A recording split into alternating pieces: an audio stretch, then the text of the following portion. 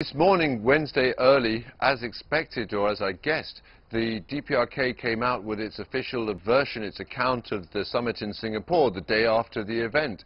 So what we've seen here in Pyongyang today is, first of all, the print report coming out, then in the newspaper, and then the same thing read out on TV this afternoon. One of the interesting details was that point about exchange of invitation. I think that the language of the DPRK state news agency report said that the DPRK leader, Kim Jong-un, had invited Donald Trump to visit Pyongyang, and Donald Trump had invited the DPRK leader, Kim Jong-un, to visit the US, and both gladly accepted the invitations and would do it at a convenient time.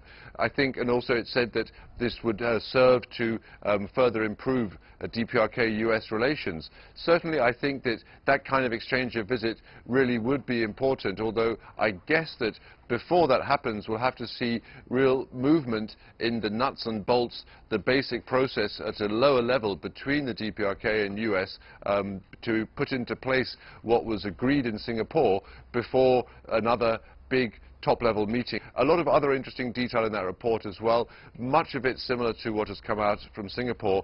Some emphasis on the question of halting military exercises between the US and South Korea, considered to be an irritant, it said, and as well it pointed out that the idea of halting the military exercises was during the period of productive dialogue between the two sides. It wasn't mentioned as a complete halt forever. So I think that it's very important to look closely at the wording, and that long, it was like 3 pages in English, which came out early this morning, is certainly very important to look at closely to understand the DPRK's point of view about the outcome of Singapore's summit.